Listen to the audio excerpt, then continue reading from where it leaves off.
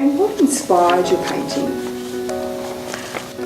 I think I was inspired to create something of my own experience, and I believe that I wouldn't have been able to do that painting as well as I did if I didn't have the experience and the education that I've had in relation to dementia and how it impacts on our Aboriginal community. And what do you see as important for growing old well in your community? To be loved, to be supported, to be acknowledged, to be respected. While there have been significant achievements, there's also been a lot of grief and loss, and that has impacted on our elders and on all our Aboriginal community, but we're finding now, the elders in particular, that grief and loss has really impacted on them. How does your Aboriginal culture and cultural practices like art contribute to your wellbeing?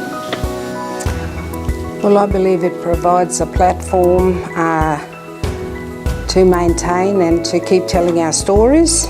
It makes me proud that we are able to keep our culture alive through our paintings and our stories. And it also helps me to be strong and confident in all aspects of my life.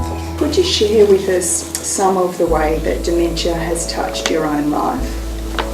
Well, we now have various family members and friends, Indigenous and non-Indigenous, that are impacted by dementia. And I presently care for my mum, who's been diagnosed in the last 5 years with dementia.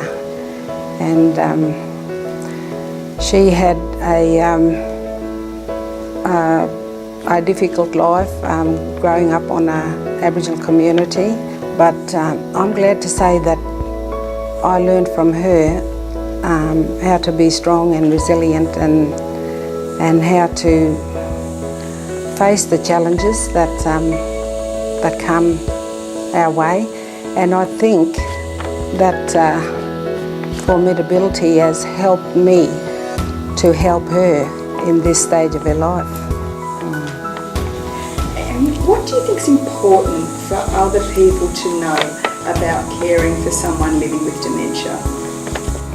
It's a journey with many twists and turns, and I think it's important to create a loving, supportive environment for people with dementia.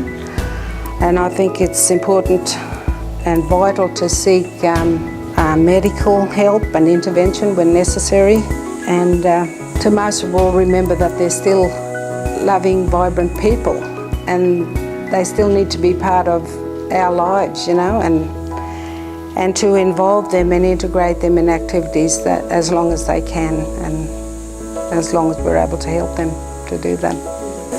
We know that caring for a loved one living with dementia can be very rewarding but also very challenging. Glenny, in your experience, what's the best way to support caregivers like yourself? I think education and support for the sufferer, for the carer, for the family members.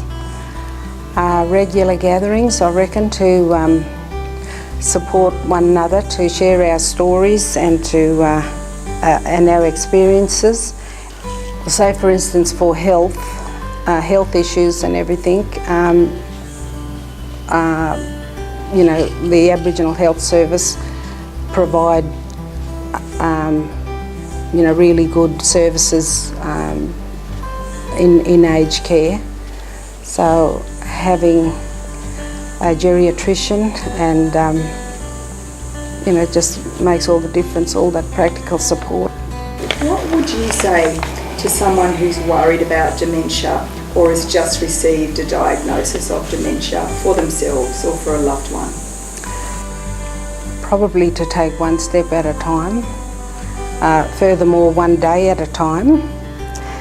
There needs to be a lot of patience and understanding.